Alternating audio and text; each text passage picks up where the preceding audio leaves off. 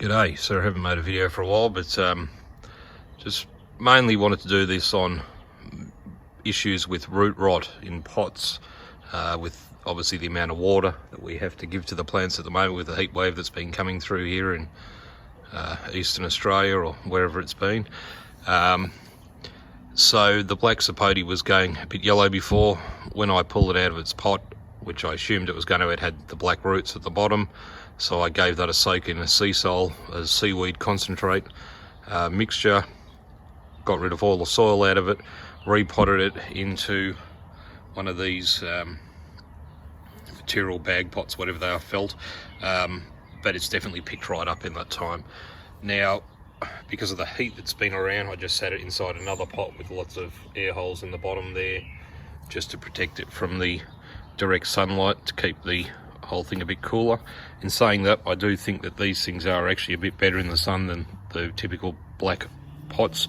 You touch one of them throughout the day, they are very hot. You touch that, it's quite, I mean, I'm sure there's still heat transposing through to the soil, but it's not as bad. I've found with some of them that have obviously required a little bit more water throughout the day, and especially Djibouti carver, which you don't want to dry out. I've just put one of those plastic trays under it. It'll just hold a little bit more water, keeps it fine for the whole day. Excitingly, I found some peeling bark there. That's on the Grimmel or large leaf Djibouti carver.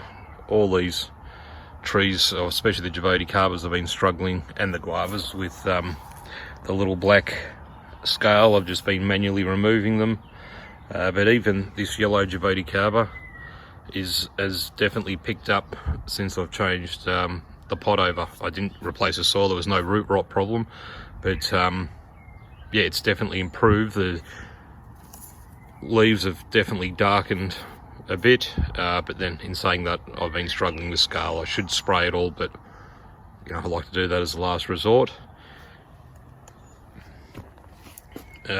Just another quick thing is, so from the new deliveries, there was a couple that I didn't want to pot up yet, mainly because I'm waiting on some other pots to come in, air pots. So what I've done there, so they don't constantly get blown over, and also to protect them a bit from the hot sun, get some air under there, is I've just got some old tent, the elastic pole thing that goes through the top of a tent from one of the kids' things that fell apart. Kept them, so I've just zip tied them to a bit of 90mm PVC pipe that slipped right in there. I mean, if you wanted to get tricky about it, you could put an oxy torch over that, just squeeze it a bit so it's squared, it slipped right in. Yeah, depends on what you want to do, but obviously that would work better. This is just a quick temporary fix, so I'll be probably planting them up on the weekend.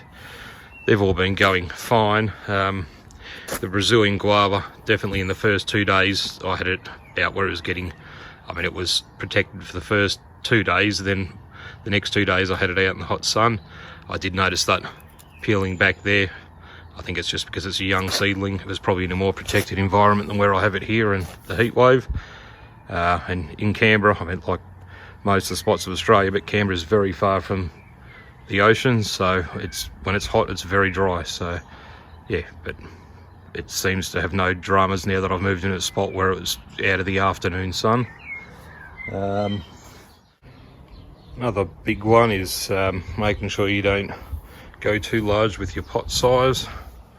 You want to go up in small increments, very important for avoiding root rot as well. All variations there depending on what the tree is, what your weather conditions are like, what your soil medium mixture is as far as its drainage, all those to be considered. Another big one is worms building up in the bottom of a pot. Something I found a couple of years ago by accident was I had some pots up on a glass table, same thing I've seen on concrete slab. Have them out there on a fairly warm day, obviously not too extremely hot, but you do want it to be hot. There'll be a point of the day where the black pot just gets too hot for the worms to live, and just like in a worm farm, they'll want to escape. Usually it's not going to be good for the worms, but it gets them out of the bottom of your pot.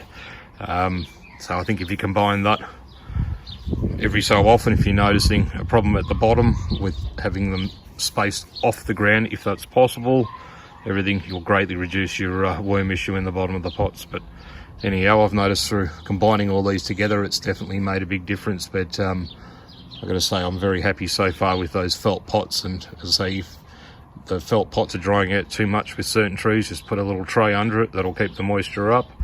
And yeah, I think then when I go moving them back into the greenhouse for winter, I'll be able to take the trays off obviously, and it should dry out a lot more evenly throughout the pot. So, oh well, have a good day.